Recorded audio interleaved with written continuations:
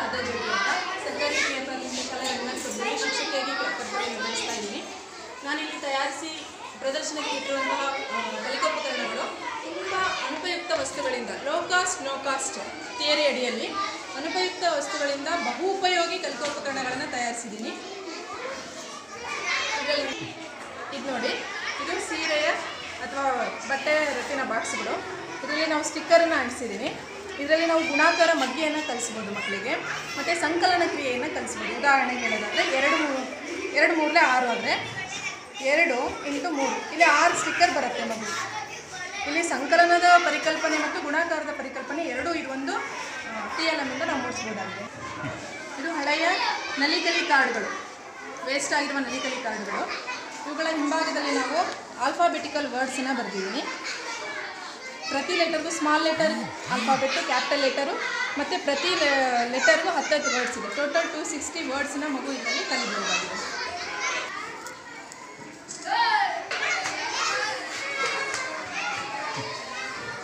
ಇದು word chain. ಇದರಲ್ಲಿ 100 English words ಇದೆ. ಇದ್ರ ಜೊತೆ ಮಗು ಹಿಂದ್ಗಡೆ 1 2 100 ವರ್ಡ್ಸ್ವರೆಗೂ ಕಲಿಬೋದು. ಅದ್ರ ಜೊತೆಗೆ ಇದು ವರ್ಡ್ ಚೈನ್ ಅಂದರೆ ಲಾಸ್ಟ್ ಲೆಟರಿಂದ ಶುರುವಾಗುವಂಥ ಮತ್ತೊಂದು ಪದವನ್ನು ಕಲಿತಾನೆ. ಹೀಗೆ 100 ವರ್ಡ್ಸನ್ನು ಈ ಕಲಿಕೋಪಕರಣದಿಂದ ಕಲಿಬೋದಾಗಿದೆ ಮಗು.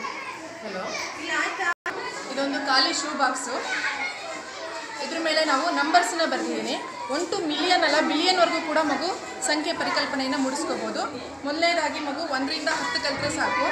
ನಂತರ 11 to 20, ಇಷ್ಟಾದಮೇಲೆ 10 to 100 ಇಷ್ಟು ಕಲಿತ ನಂತರ ಲ್ಯಾಕ್, 1000, ಕ್ರೋರು, ಮಿಲಿಯನ್, ಬಿಲಿಯನ್. ಒಂದು TLM ಇಂದ ಮಗು ಬಿಲಿಯನ್ವರೆಗೂ ಕೂಡ ಸಂಖ್ಯೆಯ ಪರಿಕಲ್ಪನೆಯನ್ನು ಮೂಡಿಸ್ಕೊಳ್ಬೋದಾಗಿದೆ. ಇದೊಂದು ಖಾಲಿ ಶೂ ಬಾಕ್ಸ್. ಇದು ನೋಡಿ, ಪ್ರಶ್ನೋತ್ತರ ಚಟುವಟಿಕೆಗೆ ಅತ್ಯುತ್ತಮ ಕಲಿಕೋಪಕರಣ ಇದು. ಇದರಲ್ಲಿ ಪಾಂಡ್, ಇದು ಮೀನುಗಳನ್ನು ಹಾಕಿದ್ದೀವಿ.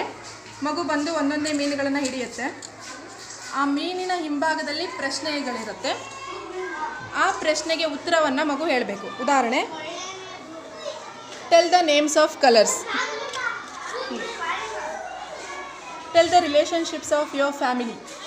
ಈ ಥರ ಈ ಒಂದು ಚಟುವಟಿಕೆಯಿಂದ ಮೊದಲು ಪ್ರಶ್ನೋತ್ತರ ಅಂತ ಹೆದರ್ತಿದ್ದಂಥ ಮಗು ತುಂಬ ಖುಷಿಯಾಗಿ ಎಲ್ಲ ಪ್ರಶ್ನೆಗಳಿಗೆ ಉತ್ತರವನ್ನು ಹೇಳ್ತಾ ಇದ್ದಾನೆ. ಇದು sentence book,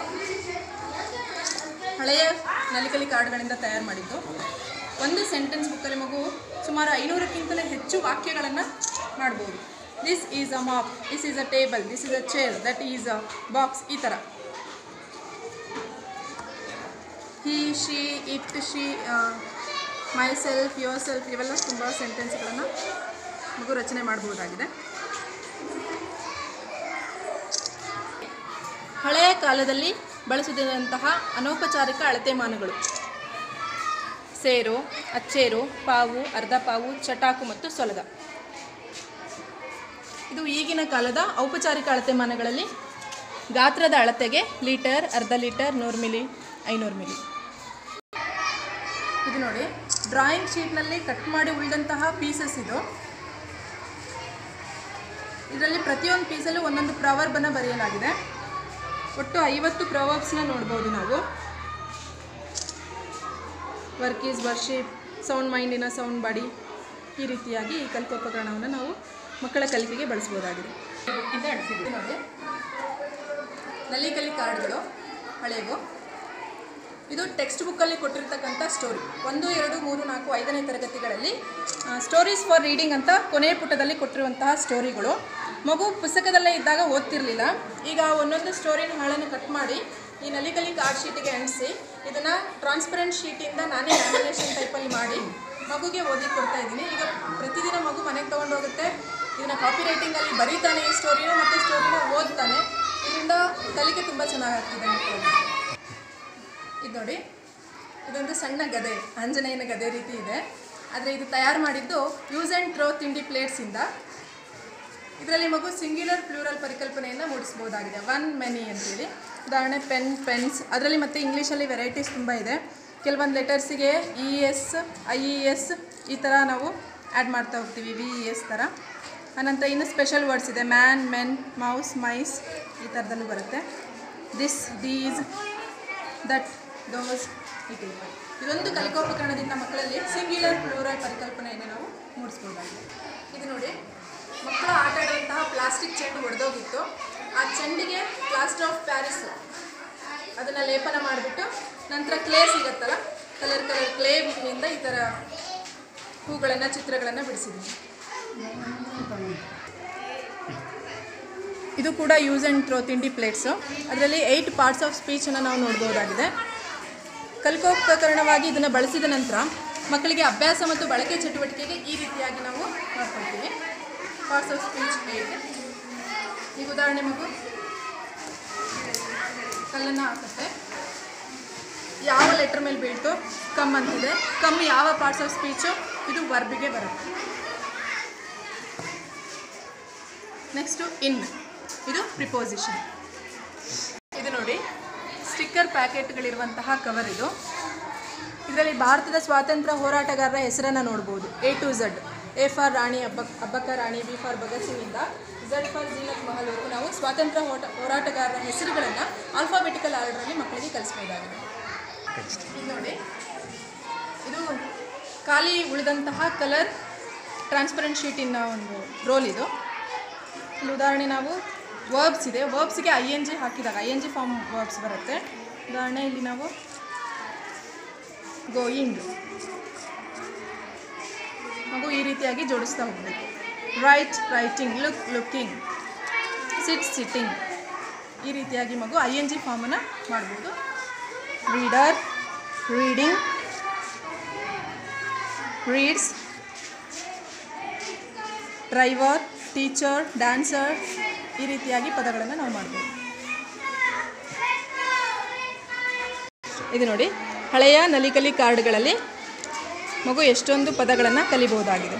WHEAT wheat, MEAT meat, NEAT neat. ಈ ಟೈಪಲ್ಲಿ ಅನೇಕ ಪದಗಳನ್ನು ಮಗು ರಚಿಸಬಹುದು.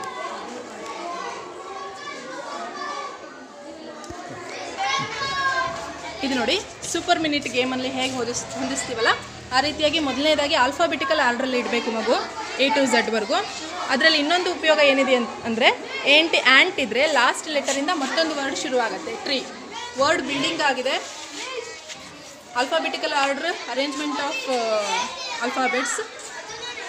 ಅದರ ಜೊತೆಗೆ ಮಗುಗೆ ಟೈಮಿಂಗಿನ ಒಂದು ಪರಿಕಲ್ಪನೆ. ವಿತಿನ್ 1 ಮಿನಿಟ್ ಏನು ಗೇಮ್ ಸೂಪರ್ ಮಿನಿಟ್ ಆಟ ಆಡ್ತಾರಲ್ಲ ಆ ರೀತಿಯಾಗಿ ಮಗು ಅವುಗಳನ್ನು ಕೆಳಗಡೆ ಇಳಿಸ್ಬೇಕು, ಜೋಡಿಸಿ ಇಳಿಸ್ಬೇಕು.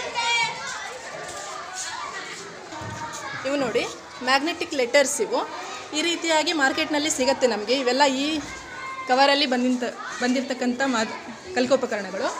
ಇವುಗಳನ್ನು ಒಂದು ತಗಡಿನ ಶೀಟಿಗೆ ಅಂಟಿಸ್ತೀವಿ. ಮ್ಯಾಗ್ನೆಟ್ ಆಗಿರೋದ್ರಿಂದ ಕಬ್ಬಿಣವನ್ನು ಆಕರ್ಷಣೆ ಮಾಡುತ್ತೆ. ಮಗು ಇಲ್ಲಿ ವರ್ಡನ್ನು ರಚನೆ ಮಾಡ್ಬೋದಾಗಿದೆ. ಉದಾಹರಣೆ, BAT ಬ್ಯಾಟ್ ಅಂದರೆ ಮಗು ಇಲ್ಲೇ ಹುಡುಕಿ BAT ಆ ಲೆಟರನ್ನು ಹುಡುಕಿ ಮಗು ವರ್ಡ್ಸನ್ನು ಜೋಡಿಸ್ಬೋದು. ಅದರ ಕವರ್ ಏನು ಪ್ಯಾಕೆಟ್ ಇತ್ತಲ್ಲ ಸುಮ್ಮನೆ ಬಿಸಾಕದೆ ಅದಕ್ಕೆ ಮತ್ತೆ ಗೋಲ್ಡನ್ ಕಲರ್ ನಾವು ಪೇಂಟ್ ಮಾಡಿ ಈ ರೀತಿಯಾಗಿ ಮಗು ಬೆರಳಿಂದ ತಿದ್ದಬೇಕು. ಆ ನಂಬರ್ನ ಯಾವ ರೀತಿ ಬರೀತೀವಲ್ಲ ಅದರ ವಿಧಾನವನ್ನು ಇಲ್ಲಿ ನಾವು ನೋಡ್ಬೋದಾಗಿದೆ. ಫಿಂಗರ್ ರೋಲಿಂಗ್, ಅಕ್ಷರಗಳನ್ನು ಮತ್ತು ಸಂಖ್ಯೆಗಳನ್ನು ಬರೆಯುವ ವಿಧಾನವನ್ನು ಕೂಡ ಮಗು ಕಲಿಯಬಹುದಾಗಿದೆ. ಇದು ನೋಡಿ, ಮ್ಯಾಜಿಕ್ ವಿಂಡೋ. ಇಲ್ಲಿ ಒಂದು ಸ್ಟೋರಿ ಇದೆ, the lion and the Bulls ಅಂತೇಳಿ. ಈ ರೀತಿ ರೋಲ್ ಮಾಡ್ದಂಗೂ ಆ ಇಡೀ ಸ್ಟೋರಿ ನಮಗೆ ಬರುತ್ತೆ, ಚಿತ್ರ ಸಹಿತ ಸ್ಟೋರಿ ಬರುತ್ತೆ. ಕೊನೆಗೆ ಮಾರಲ್ ಆಫ್ ದಿ ಸ್ಟೋರಿ. ಈ ರೀತಿಯಾಗಿ ಸ್ಟೋರೀಸ್ನ ಈ ಚಾರ್ಟಲ್ಲಿ ಕೂಡ ನಾವು ನೋಡ್ಬೋದು. ಇದನ್ನು ಈ ರೀತಿ ಫೋಲ್ಡ್ ಮಾಡಿರ್ತೀವಿ. ಮಗು ಒಂದೊಂದೇ ಚಿತ್ರಗಳನ್ನು, ಘಟನೆಗಳನ್ನು ಹೋಲಿಸ್ತಾ ಸೆಂಟೆನ್ಸ್ನ ಓದ್ತಾ ಸ್ಟೋರಿ ಫಾರ್ಮೇಷನ್ ಮತ್ತು ಎಲ್ಲ ವಿಡಿಯೋ.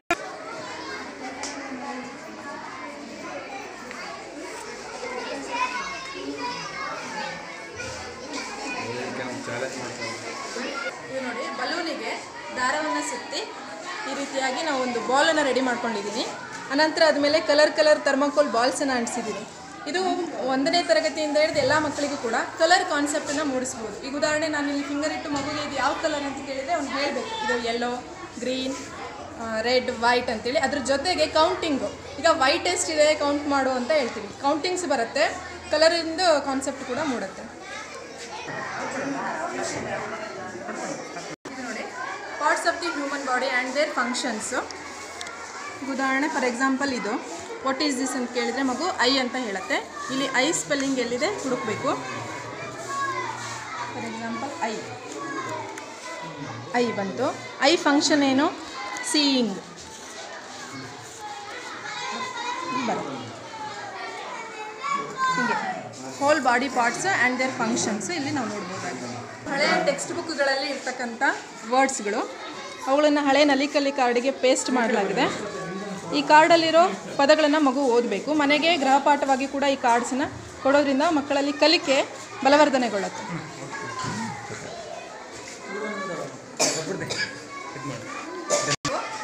ಅನುಪಯುಕ್ತ ವಸ್ತುಗಳಿಂದ ತಯಾರಿಸಲಾದಂತಹ ಬಹುಪಯೋಗಿ ಕಲ್ಪೋಪಕರಣಗಳನ್ನು ವೀಕ್ಷಣೆ ಮಾಡಿದ್ವಿ. ಹೀಗೆ ನಾವು ಶಾಲೆಯಲ್ಲೇ ಲಭ್ಯ ಇರುವಂತಹ ಅನುಪಯುಕ್ತ ವಸ್ತುಗಳನ್ನು ಬಳಸಿಕೊಂಡು ಮಕ್ಕಳಲ್ಲಿ ಗುಣಾತ್ಮಕವಾಗಿ ಮತ್ತು ಪರಿಣಾಮಕಾರಿಯಾದಂತಹ ಕಲಿಕೆಯನ್ನು ನಾವು ನೀಡಬಹುದಾಗಿದೆ ಅಂತ ಹೇಳ್ತಾ ಇದುವರೆಗೂ ವೀಕ್ಷಣೆ ಮಾಡಿದ ತಮ್ಮೆಲ್ಲರಿಗೂ ಧನ್ಯವಾದಗಳು.